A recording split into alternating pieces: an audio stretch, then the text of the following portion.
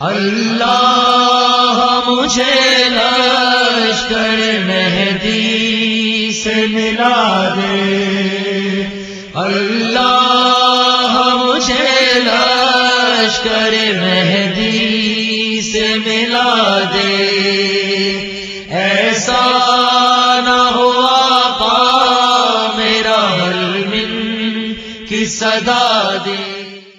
اعوذ باللہ من الشیطان الرجیم، بسم اللہ الرحمن الرحیم، الحمد للہ رب العالمین، والصلاة والسلام علی اشرف الانبیاء والمرسلین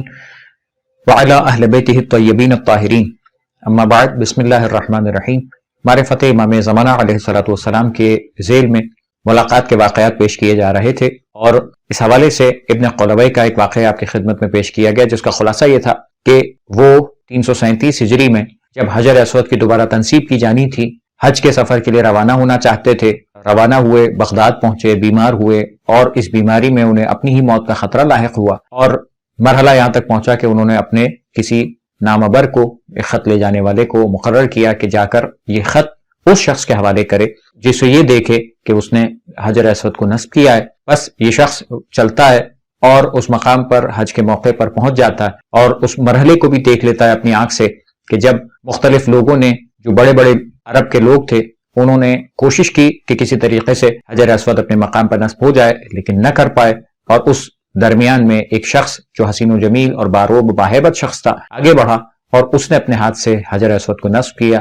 اس شخص کا کام شروع ہوتا کہ اسے جو حکم دیا گیا تھا، اسے جو کام دیا گیا تھا، وہ کام یہ تھا کہ اسے اس شخص کے حوالے وہ خط کرنا ہے جو خط اسے ابن قلوی نے دیا تھا۔ یہ شخص کہتا ہے کہ میں سارے کہ وہ افراد جو خادمین کعبہ تھے، ان کی مدد حاصل تھی اسے، وہ شخص جیسے ہی مڑا اور حجر اسود نصب کرنے کے بعد آگے چلا، یہ شخص کہتا ہے کہ میں، یہ ابن ہشام نام تھا ان کا، کہتا ہے کہ میں کوشش کر رہا تھا کہ کسی طریقے سے میں ان تک پہنچ سکوں اور وہ خط ان تک پہنچا سکوں، جو اپنی ذمہ داری وہ پوری کر سکوں۔ یہ میری ذمہ داری تھی، میں مسلسل اس نوجوان پر، اس شخص پر نظر رکھے ہوئے تھا کہ ایسا نہ ہو کہ میری نظروں سے اوجھل ہو جائے، ایسا نہ ہو کہ میں اس بندے کو مس کر دوں۔ بس یہ شخص کہتا ہے کہ میں چل رہا تھا، میں دوڑ رہا تھا، میں اپنی پوری کوشش کر رہا تھا، بالکل ایسا کہ دیوانوں کی طرح میں لوگوں کو ہٹایا جا رہا تھا، اور میں کوشش کر رہا تھا کہ کسی طریقے سے اس شخص کے قریب پہنچ سکوں۔ وہ ایک نارمل طریقے سے چل رہا تھا، میں دوڑ رہا تھا، یعنی کوشش کر رہا تھا کہ کسی طریقے سے بہت جلدی ان تک پہنچ سکوں، لیکن پہنچ نہیں پا رہا تھا۔ لیکن بسط کوشش وہ شخص اتنے میں کامیاب ہوا کہ اس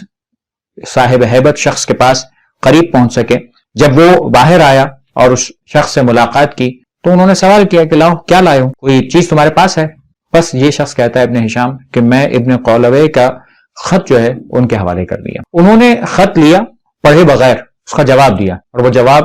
اصل میں ان کا سوال یہی تھا کہ کیا یہ جو بیماری میرے پاس آئی ہے، کیا اس بیماری میں بچ جاؤں گا یا اس میں میری موت ہے؟ کہ بغیر پڑھے انہوں نے وہ خط لے لیا۔ جواب میں یہ کہا کہ ان سے کہہ دینا کہ اس بیماری میں ڈرنے کی کوئی ضرورت نہیں ہے، جو چیز یقینی ہے، جو حتمی چیز ہے، یعنی حتمی چیز، یقینی چیز کیا ہے؟ موت۔ ہر انسان کو موت آنی ہے، بس جو یقینی چیز ہے وہ 30 برس کے بعد واقع ہوگی۔ بس یہ جواب ملا۔ کہتا ہے کہ میں اس شخصیت کے قریب، یعنی اس حضرت کے قریب کھڑے ہو کر ایسی عقیدت میں تھا اور ایسی حالت میں تھا کہ میرے آنسو جاری تھے، مسلسل آنسو بہ رہے تھے، اور ایسے عالم میں ایسا روب تھا میرے اوپر اس امامت کا، اس شخصیت کا، اس اہل بیت کے فرد کا، ایسی کیفیت میں میں بس برداشت نہیں کر پا رہا تھا کہ میں کیا کہوں اور کیا نہ کہوں، کہ میرے آنسو جاری تھے، اور اس صورتحال میں میں کچھ بھی نہیں کہہ پایا، اپنی طرف سے کوئی سوال نہیں کر پایا۔ بس ایسی صورتحال میں میں اس سوال کے جواب کو سنتا ہوں، اور اس کے بعد وہ شخصیت مجھے جواب دینے کے بعد روانہ ہو جاتی ہیں، اور جب یہ اپنے ہوش و حواس میں آئے تو وہ شخصیت جا چکی تھی۔ خیر، انہوں نے اپنا وعدہ پورا کیا۔ ابن ہشام نے آ کر ابن قلوی سے ملاقات کی، واپس آئے بغداد میں، آ کر انہیں جو خط کا جواب تھا وہ خط کا جواب حوالے کیا کہ اس طریقے سے ہے۔ خیر، ابن قلوی کی زندگی میں تذکرہ ملا۔ اس کے بعد وہ بیمار جو تھے وہ اپنے تمام معاملات کے اندر بہتر ہو گئے، بیماری دور ہو گئی، زندگی دوبارہ اپنے مقام پر آ گئی، اور اسی سلسلے میں یہ سلسلہ بڑھتا بڑھتا بڑھتا اب 30 سال کے بعد، یعنی 367 ہجری، بعض کتابوں کے اندر یہ ہجری بھی ذکر ہے کہ 337 کا یہ واقعہ ہے، 30 برس کے بعد 367 ہجری، 367 ہجری میں